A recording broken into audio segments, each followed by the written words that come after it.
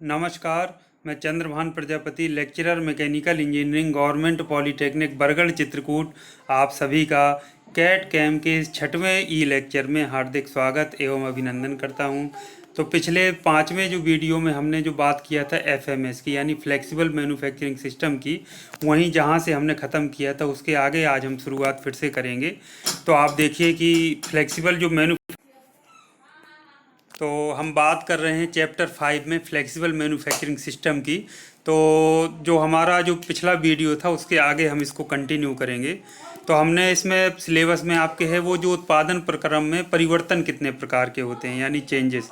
तो दो तरह के परिवर्तन होते हैं, एक बाह्य परिवर्तन जिनको हम कहते हैं एक्सटर्नल चेंजेस, और दूसरे होते हैं आंतरिक परिवर्तन यानी कि इंटरनल चेंजेस। तो जो फ्लेक्सिबल मैन्युफैक्चरिंग सिस्टम होता है वह एवं आंतरिक दोनों तरह के परिवर्तनों के अनुरूप स्वयं को ढालने में सक्षम होना चाहिए। अब ये बाह्य परिवर्तन और आंतरिक परिवर्तन क्या होते हैं, इनको हम देख लेते हैं। बाह्य परिवर्तन ऐसे कारक होते हैं जो बाह्य कारकों के कारण जो होने वाले परिवर्तन होते हैं उनको बाह्य परिवर्तन कहते हैं। इसके अंतर्गत कौन कौन से परिवर्तन आते हैं इसको हम देख लेते हैं। उत्पाद के प्रकार में परिवर्तन, उत्पादों की संख्या में परिवर्तन और प्रोसेसिंग की आवश्यकता में परिवर्तन, ये बाह्य कारक होते हैं। तो बाह्य कारकों के कारण जो परिवर्तन होते हैं उनको बाह्य परिवर्तन कहते हैं। बाह्य परिवर्तन मतलब उत्पाद के प्रकार में परिवर्तन कहाँ से मिले, बाहर से कोई ऑर्डर देगा ना कि उत्पाद ये बनाना है तो आपको उत्पाद के प्रकार में परिवर्तन करना पड़ेगा। तो बाहर से कहीं ऑर्डर मिला ना, इसलिए बाह्य परिवर्तन में आएगा। उत्पादों की संख्या में परिवर्तन, बाहर से ऑर्डर मिलने पर ही उत्पादों की संख्या परिवर्तित होगी। मान लीजिए आज 100 का आपको ऑर्डर मिला 100 उत्पाद बनाने का, तो आप 100 बना रहे हैं। कल आपको 500 का ऑर्डर मिलेगा बनाने का, तो उत्पाद की संख्या में परिवर्तन होगा। तो ये प्रोसेसिंग की आवश्यकता, प्रोसेसिंग किस तरह से करना है, क्या आवश्यकता है, उसमें परिवर्तन हो, वो भी बाह्य परिवर्तन, क्योंकि बाहर से ये ऑर्डर पर डिपेंड करता है कि आपका प्रोसेसिंग की आवश्यकता किस तरह से है। तो ये आप देख पा रहे हैं, आसानी से आप समझ भी गए होंगे कि बाह्य कारकों के कारण होने वाला परिवर्तन बाह्य परिवर्तन कहलाता है और इसके अंतर्गत निम्नलिखित परिवर्तन आते हैं। इसी तरह से जो आंतरिक परिवर्तन होते हैं, आंतरिक कारकों के कारण जो होने वाले परिवर्तन हैं वो आंतरिक परिवर्तन कहलाते हैं। अब आंतरिक कारकों में कौन कौन सी चीज़ें, आंतरिक मतलब मशीन ख़राब हो जाए, आपका जो मटेरियल हैंडलिंग सिस्टम है वो ख़राब हो जाए, प्रोसेसिंग टाइम में परिवर्तन हो जाए, ह्यूमन ऑपरेटर जो चलाने वाला, मशीन चलाने वाला, वो बीमार हो जाए, किसी वजह से आ ना पाए, अनुपस्थित हो जाए, गुणवत्ता की समस्या। तो ये सारे आंतरिक परिवर्तन, इंटरनल, इनका बाहर से कोई मतलब नहीं है। जो ऑर्डर दे रहा है उसको इन सब चीज़ों से मतलब नहीं है, तो ये आंतरिक परिवर्तन में आते हैं। तो ये दोनों परिवर्तन आपने देखे और उम्मीद करता हूँ कि आप इनको अच्छे से समझ भी गए होंगे।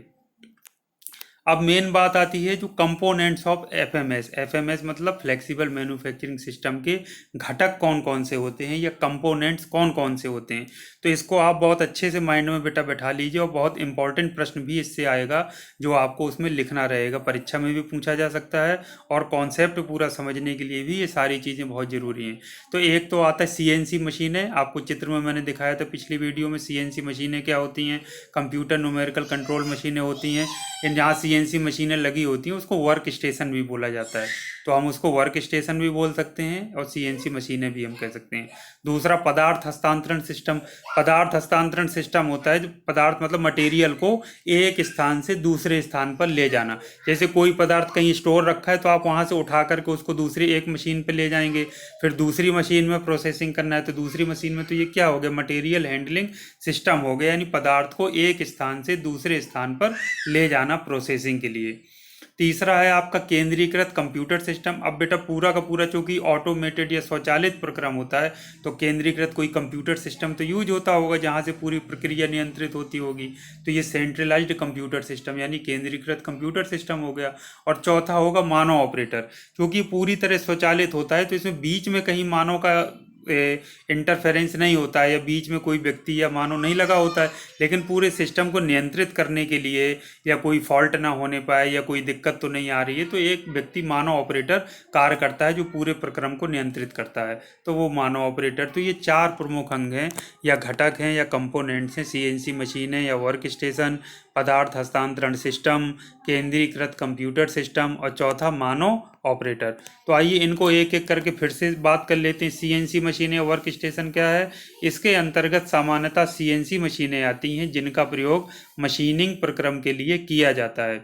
मटेरियल हैंडलिंग सिस्टम या पदार्थ हस्तांतरण सिस्टम क्या होता है? इसके अंतर्गत विभिन्न मटेरियल हैंडलिंग सिस्टम आते हैं, जैसे कन्वेयर बेल्ट हो गया। इसके अलावा और भी बहुत सारे होते हैं जो पदार्थ को एक स्थान से दूसरे स्थान तक स्थानांतरित करते हैं। सेंट्रलाइज्ड कंप्यूटर सिस्टम पूरे प्रक्रम को नियंत्रित करने के लिए एवं मशीन गतिविधियों के मध्य को कोऑर्डिनेशन स्थापित करने के लिए केंद्रीकृत कंप्यूटर सिस्टम का प्रयोग किया जाता है। मानव ऑपरेटर क्या है? यह पूरी एफएमएस पूरी तरह से स्वचालित प्रक्रम है।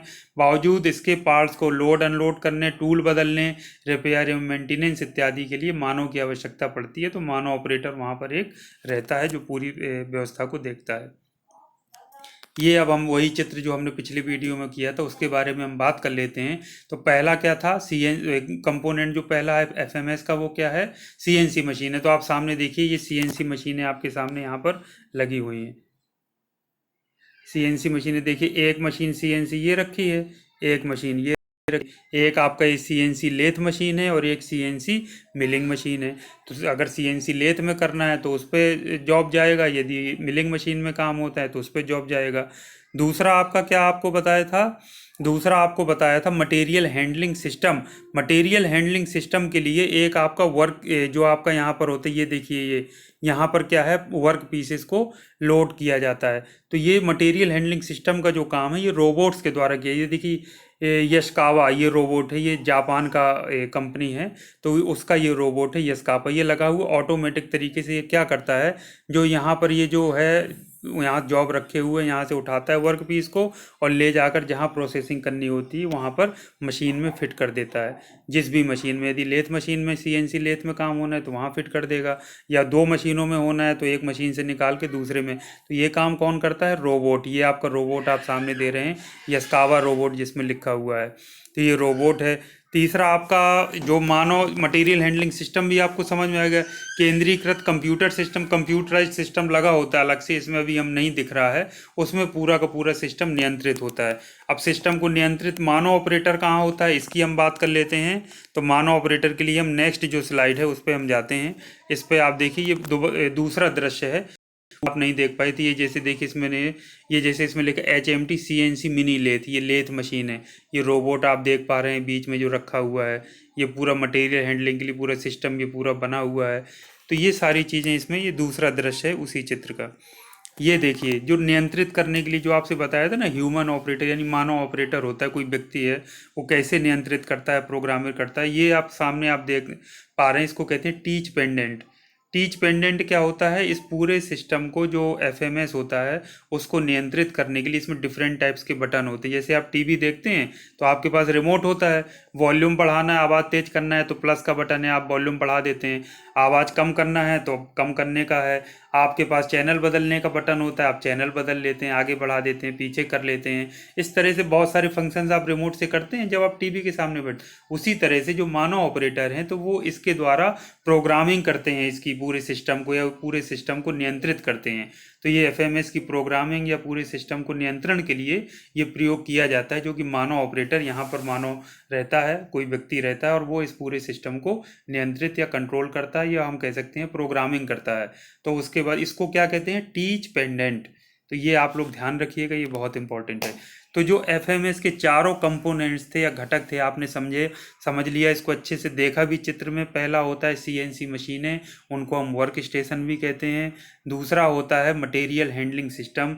तो एफएमएस में जो मटेरियल हैंडलिंग सिस्टम का काम है वो किसके द्वारा किया जाता है? रोबोट्स के द्वारा। तो रोबोट्स लगे हुए हैं। रोबोट्स के बारे में और एक चैप्टर, बिल्कुल 7वां चैप्टर पूरा रोबोट्स के बारे में है, तो हम डिटेल में उसमें और ज़्यादा पढ़ेंगे। इसके अलावा एक सेंट्रलाइज्ड कंप्यूटर सिस्टम होता है, सारा कंप्यूटर जिसमें प्रोग्रामिंग और सारा चीज़ नियंत्रित की जाती है, देख भी सकते हैं तो वो। और मानव ऑपरेटर ये पूरे सिस्टम को करने के लिए, नियंत्रित करने के लिए, प्रोग्रामिंग के लिए होता है। तो 4 इसके मुख्य घटक होते हैं या कंपोनेंट, जिनके बारे में आज आपने सीखा। तो बच्चों, उम्मीद करता हूँ कि आज का आपको काफ़ी समझ में आया होगा, क्योंकि मेन जो कॉन्सेप्ट इसका यही है। एक तो फ्लेक्सिबल मैन्युफैक्चरिंग सिस्टम से तात्पर्य क्या है या उसका कॉन्सेप्ट क्या है, आप उसको समझ लीजिए। और उसका कंपोनेंट्स कौन कौन से होते हैं, इसी तरह से परिवर्तन, आंतरिक परिवर्तन, बाह्य परिवर्तन कौन ये जो होते हैं एफएमएस में वो क्या होते हैं। तो इस तरह से आपने ये अभी तक समझा, तो उम्मीद करता हूँ कि आपको अभी तक का पूरा बात समझ में आ गया होगा। अब इसके आगे जो भी आपके सिलेबस में है वो हम नेक्स्ट वीडियो में कंटिन्यू करेंगे। तो आज के लिए थैंक यू।